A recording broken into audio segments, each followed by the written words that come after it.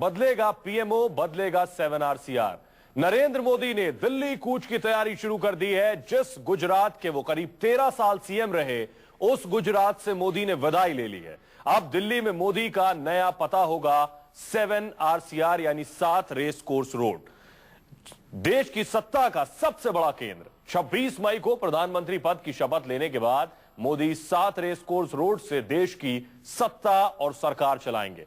ऐसे में आपके जहन में भी यह सवाल उठ रहा होगा कि आखिर कैसा है 7 रेस कोर्स रोड, कहां रहते हैं देश के प्रधानमंत्री के स्टाफ का पूरा अमला, कहां रहता है, कैसे 7 रेस कोर्स रोड से चलती है सरकार।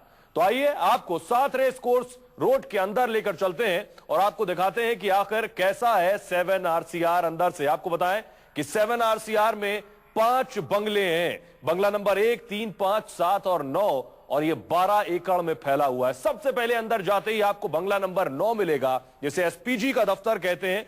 खास बात यह कि एसपीजी जो पीएम की सुरक्षा का विशेष दस्ता होता है, उसके जवान इसी एसपीजी दफ्तर में रहते हैं। एसपीजी स्पेशल प्रोटेक्शन ग्रुप, इसका गठन हुआ था राजीव गांधी की हत्या के बाद, जो खासतौर पर प्रधानमंत्री, पूर्व प्रधानमंत्री और उनके परिवार को एसपीजी सुरक्षा दी जाती है। बंगला नंबर 9 में एसपीजी की टीम रहेगी।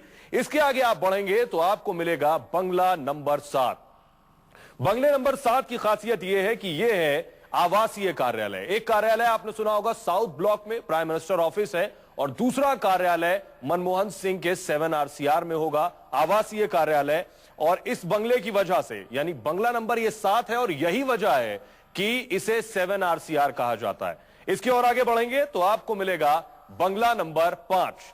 जी हां, बंगला नंबर 5 की खासियत यह है कि इस बंगले को प्रधानमंत्री मनमोहन सिंह का गेस्ट हाउस भी यह बंगला रहा है। गेस्ट हाउस से पहले अगर आपको बताएं कि राजीव गांधी 1984 में और अटल बिहारी वाजपेयी 96, 98, 99 में इस घर में रहा करते थे। यह अख्तियार प्रधानमंत्री के ऊपर होता है कि वो किस बंगले को किस लिए चयनित करता है। पीएम का मनमोहन सिंह का गेस्ट हाउस था, ये अटल और राजीव गांधी इसमें रहे हैं। दूसरी बात, बंगला नंबर 5 के आप सामने आएंगे तो बंगला नंबर 5 के सामने है बंगला नंबर 3। बंगला नंबर 3 को कॉन्फ्रेंस रूम भी कहा जाता है। बंगला नंबर 3 में मनमोहन सिंह और उनकी पत्नी गुरुशरण कौर पिछले 10 सालों से रह रही हैं, और यह माना जा रहा है कि इसके सामने जो बंगला नंबर 5 हमने आपको पहले दिखाया, नरेंद्र मोदी उस बंगला नंबर 5 में रहेंगे। हो सकता है इस बंगला नंबर 3 को वो गेस्ट रूम में तब्दील कर दें। इसके थोड़ा और आप आगे बढ़ेंगे तो आपको आएगा बंगला नंबर 1। बंगला नंबर 1 के अहाते में हेलीपैड है, यानी इसके पीछे हेलीपैड है, और इमरजेंसी में हेलीकॉप्टर से उड़ने के लिए प्रधानमंत्री इसका इस्तेमाल करते हैं। यानी नरेंद्र मोदी इमरजेंसी के वक्त बंगला नंबर 1 का इस्तेमाल करेंगे जब उन्हें हेलीकॉप्टर से कहीं जाना होगा। तो ये 7 RCR के अंदर की स्थिति है। 5 बंगले हैं, 1, 3, 5, 7, 9, 12 एकड़ में फैला हुआ है। नरेंद्र मोदी के ऊपर होगा वो किस बंगले का चयन किस लिए करते हैं। आगे बढ़ते हैं। 7 रेस कोर्स रोड में मोदी की स्वागत की तैयारियां हो रही हैं। पूरे 7 रेस कोर्स रोड को नए सिरे से सजाया संवारा जा रहा है, और माना यह जा रहा है कि राजनीति में एक अलग छाप छोड़ने वाले मोदी जब यहां आएंगे तो 7 RCR पर भी मोदी इफेक्ट साफ साफ नजर आएगा। काम करता करता क्या कोई क्षति रही हो, क्या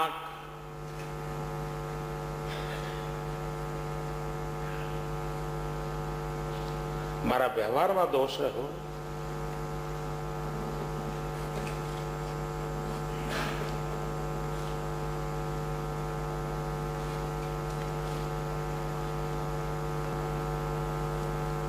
જાણે અજાણે કોઈ પણ એવી ઉણપ રહી હોય તો આ પણ છે મિચ્છામી દુક્કડમની। 13 साल की सत्ता को मोदी ने भावुकता भरे शब्दों के साथ अलविदा कहा। गुजरात विधानसभा में मोदी की विदाई भाषण के साथ ही गुजरात मतलब मोदी के दौर का भी खात्मा हो गया। दिल्ली का सत्ता प्रतिष्ठान अब नए प्रधानमंत्री का इंतजार कर रहा है।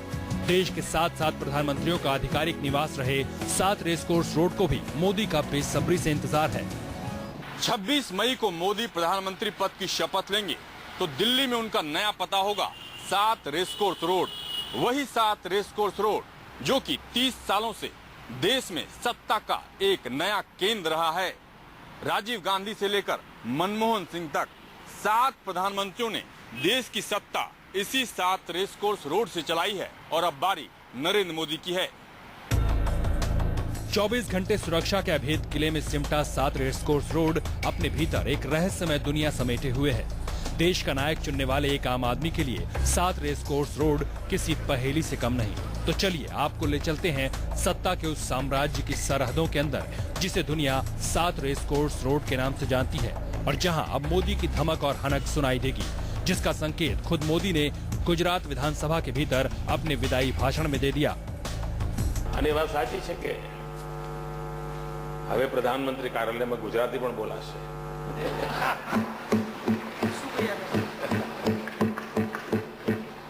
ખમણ ઢોકરા પણ ખવાશે,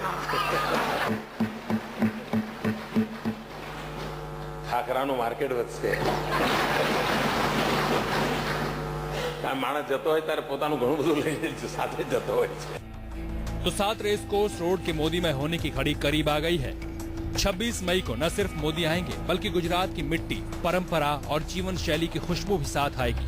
मोदी की अगवानी में 7 रेस कोर्स रोड के 5 बंगलों के चेहरे चमकाए जा रहे हैं। बंगला नंबर 9, ये वही बंगला है जहां प्रधानमंत्री से मिलने आने वाले हर शख्स की पूरी पड़ताल की जाती है। इसी बंगले में एसपीजी के दस्ते का दफ्तर भी है, जिस पर 7 रेस कोर्स रोड की सुरक्षा का पूरा जिम्मा है। बंगला नंबर 7, साउथ ब्लॉक के अलावा यह बंगला भी प्रधानमंत्री का कार्यालय होता है। इसी बंगले की वजह से प्रधानमंत्री के आधिकारिक निवास को 7 रेस कोर्स रोड कहा जाता है। बंगला नंबर 5, अटल बिहारी वाजपेयी और राजीव गांधी इस बंगले में रह चुके हैं। माना जा रहा है मोदी भी अपने लिए इसी बंगले का चुनाव करेंगे। मनमोहन सिंह इसे अपने मेहमानों के लिए इस्तेमाल कर रहे थे।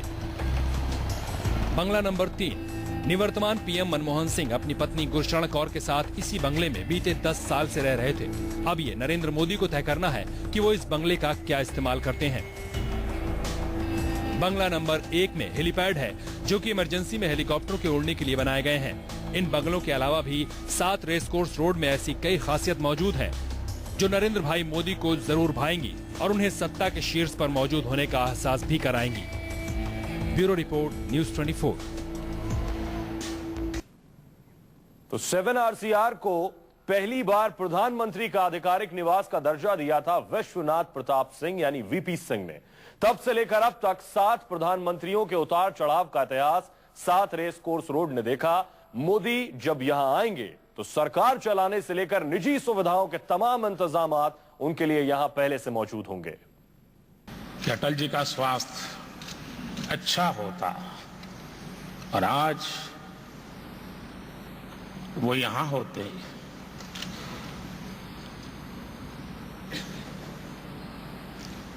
तो सोने में सुहागा होता।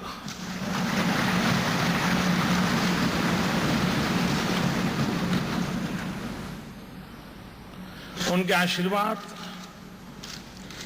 सदा सर्वदा हम पर बने रहे हैं और बने रहेंगे। 7 रेस कोर्स रोड में जब मोदी यहां आएंगे तो अतीत की कई यादों से उनका सामना होगा, क्योंकि बतौर प्रधानमंत्री वाजपेयी भी इसी 7 रेस कोर्स रोड में रहा करते थे। वाजपेयी आज अतीत हैं, लेकिन मोदी वर्तमान के महानायक। लेकिन वाजपेयी से जुड़ी कई कहानियां नरेंद्र मोदी को उनकी याद दिलाती रहेंगी।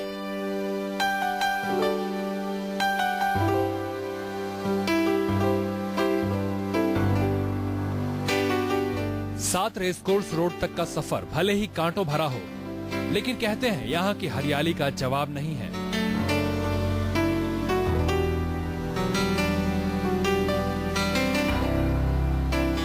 मखमली घासों से सजे यहाँ के लॉन नरेंद्र मोदी को सत्ता का भरपूर सुकून देंगे।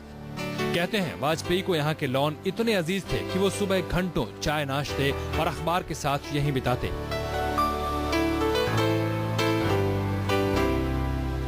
मोदी के करीब से जानने वालों की माने तो मोदी सुबह 5 बजे जग जाते हैं। 6 बजे से उनका योगाभ्यास शुरू हो जाता है।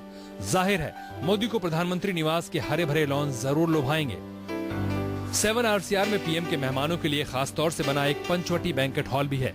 इसी बैंकेट हॉल में मनमोहन सिंह विदेशी मेहमानों के लिए दावतों का आयोजन करते थे। पंचवटी बैंक्वेट हॉल की दीवारों को नेशनल आर्ट गैलरी की टीम ने सजाया है। विदेशी दौरों और बाकी खास कार्यक्रमों पर मनमोहन सिंह को जो पेंटिंग्स और कलाकृतियां उपहार मिली, उनमें से ज्यादातर को पंचवटी की दीवारों पर जगह दी गई है। अब पीएमओ की पंचवटी पर मोदी इफेक्ट नजर आ सकता है।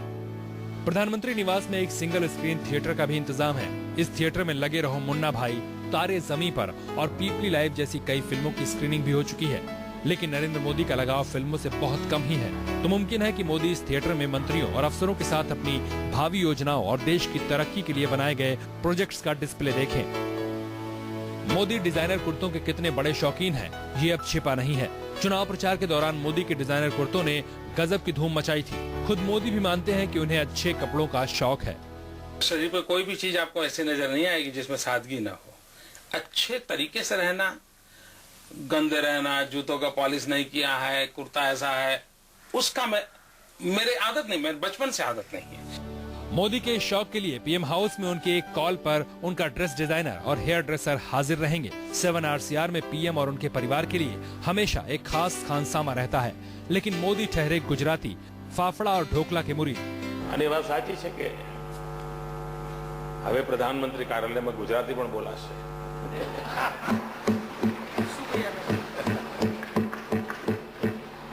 ખમણ ઢોકળા પણ ખવાશે, ખાખરાનું માર્કેટ વધશે। આ માણસ જતો હોય ત્યારે પોતાનું ઘણું બધું લઈને સાથે જતો હોય છે। तो जाहिर है प्रधानमंत्री निवास से अब गुजराती व्यंजनों की खुशबू आएगी।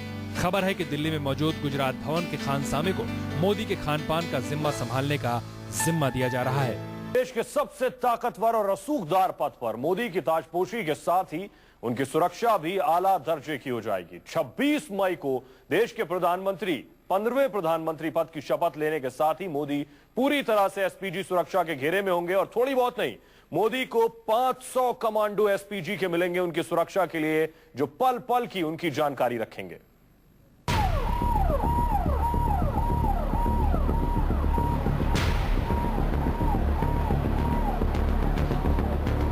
देश के सत्ता पथ पर मोदी के कदम तेजी से आगे बढ़ रहे थे। थोड़ी देर पहले संसद के सेंट्रल हॉल में मोदी को बीजेपी संसदीय दल का नेता चुना गया था। हाथ में 335 सांसदों के समर्थन की चिट्ठी के साथ मोदी का काफिला राष्ट्रपति भवन की तरफ बढ़ रहा था। मोदी के रुतबे में आए आसमानी फर्क को पूरा देश दिलचस्पी से देख रहा था। बीजेपी को ऐतिहासिक जीत दिलाने वाले मोदी अब देश के वीवीआईपी नंबर 1 बन चुके थे। नरेंद्र मोदी संसद भवन से निकलकर राष्ट्रपति भवन पहुंचे, जहां राष्ट्रपति प्रणब मुखर्जी ने देश के नए प्रधानमंत्री के तौर पर नरेंद्र मोदी को नियुक्त किया। लेकिन उससे पहले ही एसपीजी ने नरेंद्र मोदी को अपने सुरक्षा घेरे में ले लिया था। हालांकि नरेंद्र मोदी की सुरक्षा में अब भी एनएसजी के कमांडो तैनात हैं, लेकिन 26 जनवरी की शाम 6 बजे के बाद प्रधानमंत्री के तौर पर शपथ लेने के तुरंत बाद नरेंद्र मोदी की पूरी सुरक्षा एसपीजी के हाथ में चली जाएगी। गुजरात के मुख्यमंत्री के तौर पर मोदी की सुरक्षा अब तक एनएसजी के कमांडो और गुजरात पुलिस के कुछ खास अफसरों के हवाले थी। लेकिन मोदी के प्रधानमंत्री बनने का रास्ता साफ होते ही ये जिम्मेदारी एसपीजी के मजबूत कंधों पर आ गई। आइए हम आपको बताते हैं कि 26 मई को प्रधानमंत्री पद की शपथ लेने के बाद मोदी 7 रेसकोर्स रोड से निकलेंगे तो अमूमन उनकी सुरक्षा कैसी होगी। मोदी के काफिले में सबसे आगे दिल्ली पुलिस की जिप्सी होगी, उसके पीछे टाटा सफारी में एसपीजी के जवान होंगे, ठीक उसके बाद एसपीजी की 4 टाटा सफारी होंगी जो कि पीएम की कार को चारों तरफ से घेरे रहेंगी। मोदी खुद बीएमडब्ल्यू कार में होंगे, काफिले के साथ 2 बीएमडब्ल्यू कार और होंगी। मोदी किस कार में होंगे इसकी जानकारी सिर्फ एसपीजी को होगी। पीएम के काफिले के पीछे एसपीजी की बाकी गाड़ियां, एम्बुलेंस और जैमर होंगे।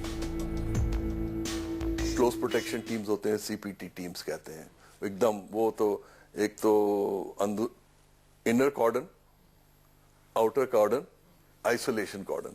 आइसोलेशन कॉर्डन तो ज्यादातर पुलिस वाले करते हैं, बाहर का दायरा, और अंदर के 2 दायरे वो एसपीजी वाले करते हैं, क्लोज प्रोटेक्शन। तो जहां भी जाते हैं, अगर प्रधानमंत्री जा रहे हैं तो पहले वो पहुंच जाते हैं और वहां पर वो इनर कॉर्डन, आउटर कॉर्डन वाली टीम, इनर कॉर्डन तो साथ आती है, आउटर कॉर्डन वाली टीम वहां पर हो जाती है, एडवांस सिक्योरिटी होती है, पूरी रेकी करते हैं और स्टेट पुलिस के साथ मिलकर बात करते हैं, भाई तुम ये करोगे, हम ये करेंगे, कौन आएगा अंदर, कौन नहीं आएगा।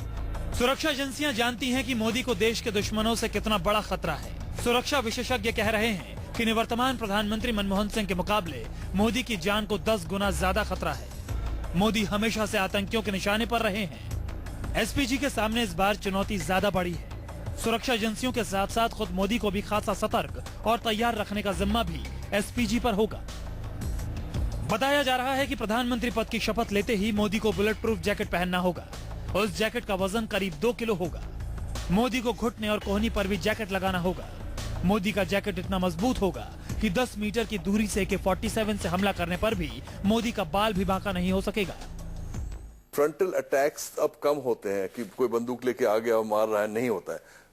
एक्सप्लोजन्स कर देते हैं, छुपा के बॉम्ब रख देते हैं। तो इसलिए एंटी सबोटाज उसकी कैसे चेक्स किए जाएं, स्निफर डॉग्स के साथ और इक्विपमेंट होता है उसको, वेपर स्निफिंग एक्सप्लोसिव्स, उससे बिल्कुल सैनिटाइज कर दो उस एरिया को और उसमें कोई भी ऐसा शख्स या वस्तु अंदर ना आए दायरे में जिससे कि खतरा हो सकता है। सूत्रों के मुताबिक आतंकी संगठनों से धमकियों को देखते हुए मोदी की सुरक्षा में जवानों की संख्या बढ़ा दी गई है। मोदी से पहले पीएम की सुरक्षा में 100 जवान तैनात थे, लेकिन अब इन्हें बढ़ाकर 500 कर दिया गया है। सुरक्षा एजेंसियां जानती हैं कि मोदी हैं। जितना बड़ा उनका कद हो गया है, खतरा भी उतना ही बढ़ गया है।